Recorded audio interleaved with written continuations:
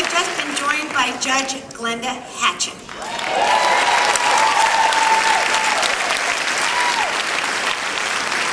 Judge Hatchett is best known for her TV program by that name. She was the Delta Airlines senior lawyer and manager of public relations, making her the highest-ranking African-American woman in the company. Her first federal appointment as chief presiding judge of Fulton County in Georgia made her Georgia's first African-American chief presiding judge of a state court.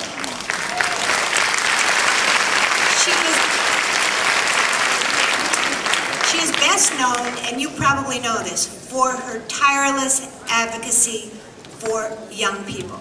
She has devoted herself to making sure that our young people are taken care of and have advocates in the criminal justice system.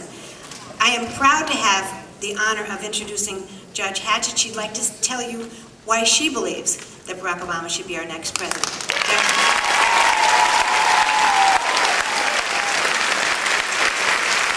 Good morning, my sister!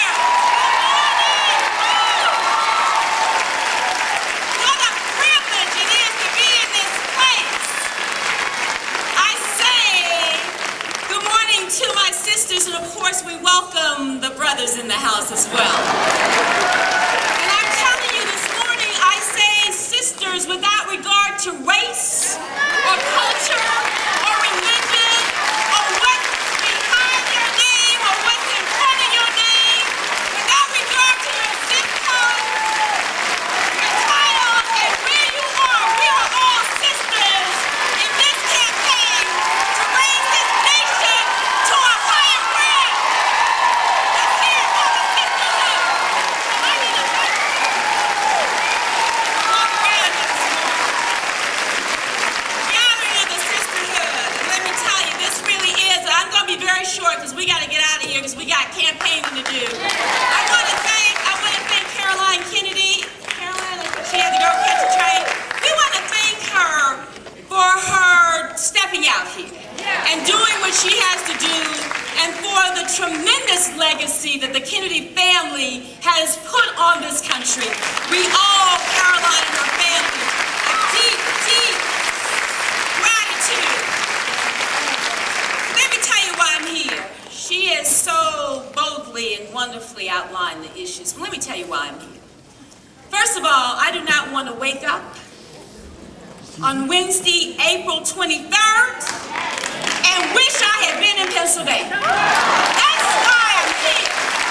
Because we've got work to do. I don't want to say, why didn't you come to Pennsylvania? So I am here. I'm a Georgia girl, born and raised in Atlanta, Georgia. Yes, ma'am.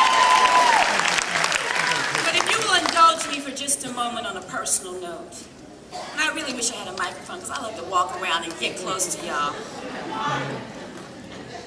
I am here today because I stand here because of so many women who sacrificed so much for us to be able to stand in this place. Oh, let me call my grandmother's name. Hattie Holloway Barnes, who only had an elementary school education, my mother's mother, but who was as wise a woman as I've ever known, and an astute businesswoman who had acquired 13 houses by the time she died. You know, bold woman, but never could have stood where I stand. And so today, it is a privilege to stand on behalf of my grandmother, my great-grandmother, my great-great-grandmother, for all the women who stood boldly in the gap, who didn't have, but made it through so that we can stand here today and do the right thing for this nation, to be able to elect a Barack Obama to be the president of these United States. So I stand today, I stand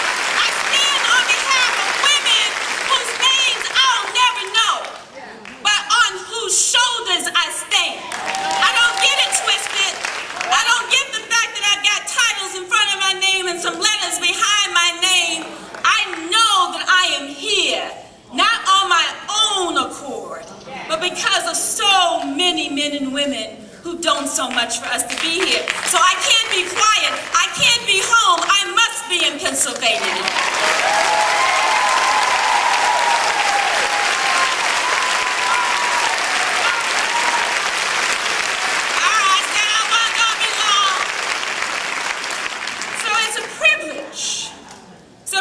People say to me, have said to me for months, but Glenda, aren't you conflicted?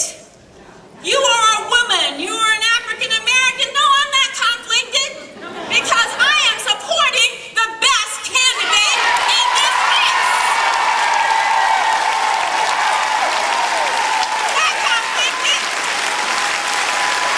The nation is standing in challenging times. This is not an issue of race or gender. It is an issue of what is right and best for America. We gotta stand moving. We gotta stand moving.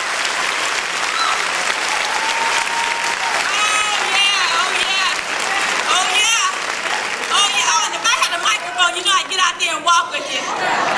But let me tell you this. I didn't just show up on television. I was a juvenile court chief judge in Atlanta, Fulton County, one of the largest in the nation, for a while, before 8 years, 8.5 years to be exact. I was a chief judge for 8.5 years.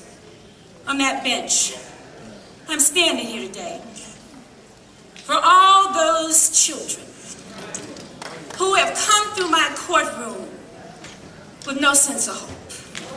I'm talking about the 15-year-old gangbanger who was ordered to kill her mother, and thankfully she came to her senses and ran. I'm standing for her today.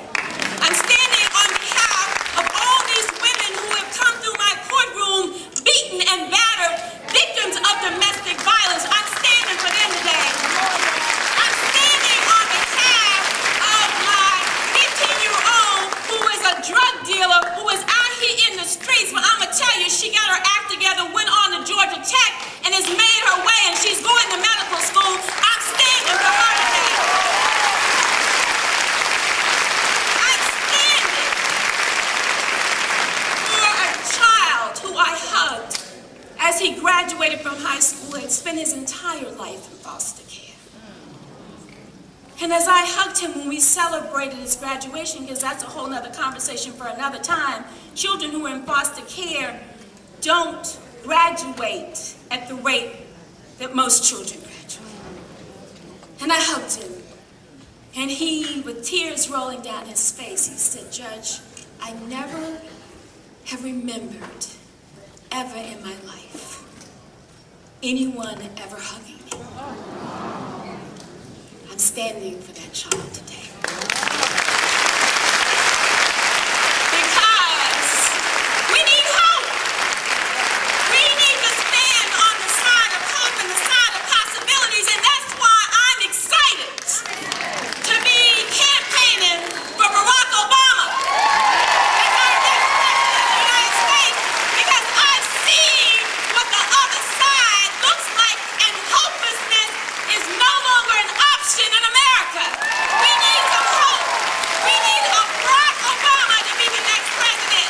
Lastly, and I'm going to sit down, I'm in Pennsylvania, not to close the gap. Not here to close the gap. I am not here to close the gap. I am here because we are going to win. We are going to win. We are going to win.